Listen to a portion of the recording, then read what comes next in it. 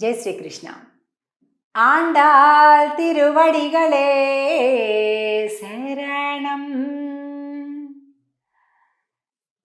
తిరుప్పావై దివ్య ప్రబంధంలో మొత్తం 30 పాసురాలైతే మనం 11 పాసురాలు పూర్తి చేసేసుకొని 12వ రోజుకి అంటే 12వ పాసురానికి చేరుకున్నాం. ఈరోజు నిద్ర మేలుకొలపబడేటటువంటి గోపిక యొక్క కుటుంబం ఎలా ఉంది అంటే, పశువులా చూస్తే లక్షల సంఖ్యలోనండి. గో సంపద లక్షల సంఖ్యలో ఉంది. ఉండేటటువంటి ఆ దూడలు వగైరా అవన్నీ కూడా వాటిని ఎవరైనా విప్పితే వచ్చి పాలు తాగుతాయను. అవేమో ఇప్పట్లేదు వాళ్ళు. ఈ గోప వంశానికి, ఈ గోపెమ్మకి చెందినటువంటి కుటుంబం పట్టించుకోవట్లేదట. వాళ్ళ ఆస్తులు, పాస్తులు, సంపదలు, దాన్ని ఎట్టా క్యాష్ చేసుకోవాలి అసలు ఆలోచనే లేదు. వాళ్ళు ఏం చేస్తున్నారు, మొత్తం స్వామి కార్యంలో పూర్తిగా నిమగ్నమైపోయారు. ఈ దూడలను ఇప్పితే అవి పాలు తాగుతాయి, వీటికేమో పాలు చేపుకొస్తున్నాయి. పాలు తాగాల బిడ్డలు, తల్లులేమో పాలు చేపుకొచ్చి బాధపడుతున్నాయి. వీయేమో తల్లి దగ్గరికి వెళ్ళాలని ఆరాటపడుతున్నాయి. కానీ దాన్ని ఇప్పేవాళ్ళు లేరు, దీన్ని సరి చేసేవాళ్ళు లేరు. అలా ఉందంటే ఈరోజు అల్లకల్లోలంగా ఉంది పరిస్థితి. ఏంటో చూద్దాం, పాశ్రాన్ని సేవిద్దాం.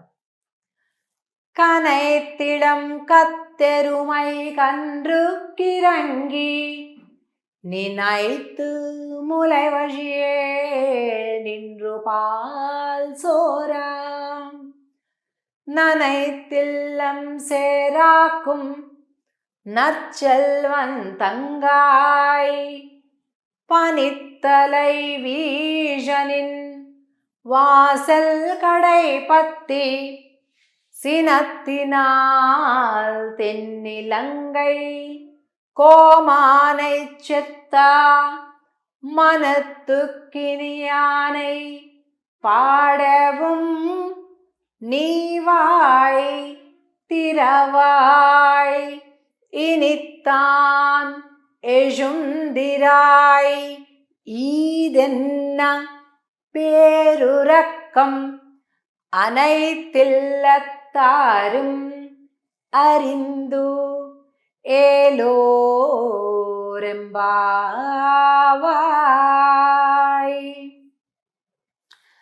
కనైత్తు అంటే తలచి. ఏం తలచాయిట? గోవులు తలచాయిట. ఏమని తలచాయి? ఎవళ్ళు పట్టించుకోవట్లేదు, ఎవరి పనుల్లో వాళ్ళు. దూడలు తమ పొదుగులో మూతి పెట్టాయి అని తలచుకొని స్రవిస్తున్నాయంట పాలని. చూడండి, మనం కనుక ఆవులకి పాలు తీయాలంటే ఎన్ని కష్టాలు పడాలో. ఆ కుండ పెట్టాలా, తడపాల, పొదుగు దూడను పెట్టాలా, మళ్ళీ దాన్ని తీయాలా, 100 రకాలండి. ఎన్నో కష్టాలు పడితే కానీ అవుతుంది.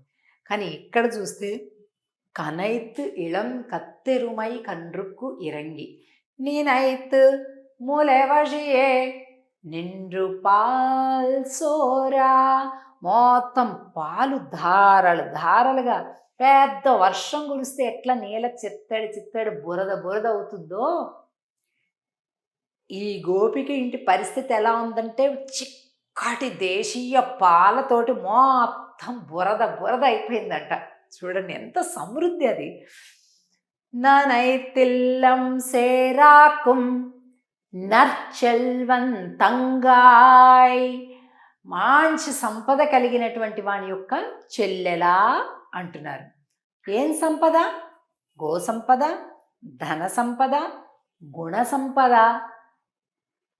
స్వామి సంపద అన్నీ ఉన్నాయి. ఎందుకో తెలుసా స్వామి సంపద అంటున్నా?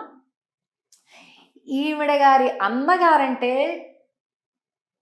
స్వామికి చాలా ఇష్టం, కృష్ణుడికి. ఈ అన్నగారు అసలు ఒక్క క్షణం వదిలిపెట్టారంట కృష్ణుడిని. అయితే ఇందులో ఇంకొక మతలబు ఉంది.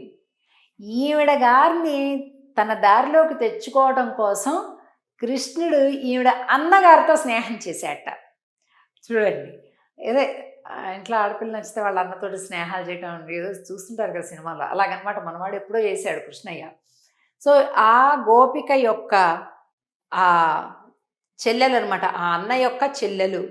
పనిత్తలై వీజనిన్ వాసల్ కడై పత్తి అంటే అసలు ఆ బురద ప్రవాహంలో తట్టుకొని నిలబడటానికి గట్టిగా ఇట్లా కిందంతా జారిపోతున్నాం. ప్రవాహం పాల ప్రవాహం వచ్చేస్తుంటే ఇట్లా పట్టుకొని నిలబడ్డామమ్మ నీకోసం వచ్చామమ్మ జారిపోతున్నామమ్మా తొందర రామ్మా ఇలా చెప్తున్నా అనమాట.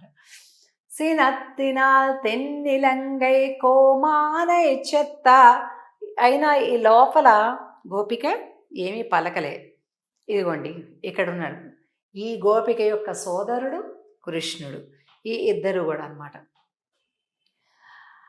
సినత్తినాల్ తెన్నిలంగై కోమానై సెత్త మనత్తు కినియానై ఇక్కడొచ్చింది కష్టాలన్నీ. ఈ లోపల గోపిక అంతే అంటారులే ఇలాగ పడుకుందట. ఏంటి ఆవిడ ఎలా పడుకుంది? ఓహో! కృష్ణుడి మీద అలిగుంటుంది. మామూలుగా అసలు కృష్ణ నామం చెప్తే చాలు చెంగుమని ఎగురుకుంటూ బయటకు వచ్చేస్తుంది. అంత ప్రేమ కదా ఈమెకి. కానీ రావట్లేదు అంటే ఏదో అలిగింది ఈమె. సరే ఏం కృష్ణుడనమ్మా అబ్బబ్బబ్బబ్బా పొద్దస్తమానం ఏడిపిస్తాడు మన్ని, ఆయన నవ్వుతూ ఉంటాడు. నాకొద్దు బాబు ఏంతో నేను పడలేను అన్నట్టుగా లోపల గోపిక అంటుంటే, అమ్మా అయితే ఒక పని చేద్దాం. సీతమ్మ తల్లిని కాపాడటానికి రావణాసురుడి దగ్గరికి ఒక సముద్రం పైన వారధి నిర్మించి రావణ వధ చేసి మళ్ళీ సీతమ్మను జయించుకొని వచ్చి మనోభిరాముడు శ్రీరామచంద్రుడు ఆయన్ని పాడదామా?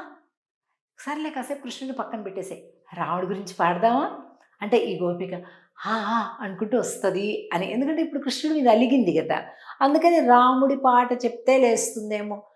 మనత్తుకిని యానై పాడவும் నీవాయ్ తిరవాయ్ అంటే కృష్ణుని కాకపోతే కాస్త రాముని పాడదామమ్మా, అలా అయినా నీ నోరు కాస్త తెరుద్దు, కాస్త కలిపి పాడుదు అని అంటున్నారు.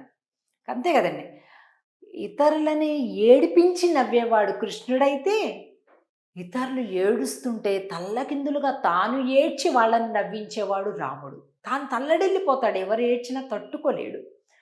అలాంటి రాముడి గురించి పాడదామమ్మా అని అడుగుతున్నారు. మనత్తుకిని యానై పాడவும் நீவாய் திரவாய் ఇనిత్తానెజిందిరాయ్ ఈదెన్నా పేరు రక్కం. అమ్మా ఎంత లేపినా లేవట్లేదు, అందరికీ వినిపిస్తుంది, నిన్ను లేపుతుంటే అందరికీ తెలిసిపోతుంది, లే లే అంటున్నారు. మనం కూడా అంతే కదా, ఎవరైనా లేకపోతే పెద్దగా తలుపులు కొట్టి కిటికీలు కొట్టి బెల్లులు మూసి చుట్టుపక్కల ఇళ్ళ వాళ్ళందరూ లేస్తారు, వీళ్ళు తప్ప. అలా ఉందమ్మ నీ పరిస్థితి, ఉందమ్మ ఎందుకు పరువు పోతుంది, లే లే లే తొందరగా అంటున్నారు ఈ గోపికని నిద్ర లేపుతూ. ఇలా 12వ పాశురంలోని సంపద కలిగినటువంటి గోపబాలుడి యొక్క చెల్లెలు, అదే భక్తవత్సలనని ఒక దివ్యదేశం ఉంది తమిళనాడులో. అక్కడ స్వామి శ్రీకృష్ణుడు ఈ గోపిక యొక్క అన్నగారు కలిపి ఉన్నటువంటి అచ్చు ఇలానే ఉంటుందండి. ఆ ఆలయంలో కృష్ణుడు ఇలాగే ఉంటాడు. తమిళనాడులో ఉంది ఆ ఆలయం, భక్తవత్సల పెరుమాళ్ అంటారు. ఇట్లా ఈ సోదరుడు ఈ గోపి ఈ పాసురంలో చెప్పబడినటువంటి ఈ బాలుడు గోపబాలుడు కృష్ణుడు ఇలాగ ఇద్దరు భుజాల మీద ఫ్రెండ్స్ లాగా గొల్లవాళ్ళలాగా చేతులు వేసుకొని వాళ్ళ భుజాల మీద చేసుకొని ఉంటుంది కృష్ణుడి యొక్క విగ్రహం అక్కడ. సో తప్పకుండా అలాంటిది ఒకసారి మానసికంగా మనం భావన చేద్దాం. ఆండాల్ తల్లికి మనం ధన్యవాదాలు తెలుపుకుందాం. ఇక రేపు 13వ పాసురంలో తిరిగి కలుద్దాం. ஆண்டாள் திருவடிகளே சரணம். ஜெய் ஸ்ரீ கிருஷ்ணன்.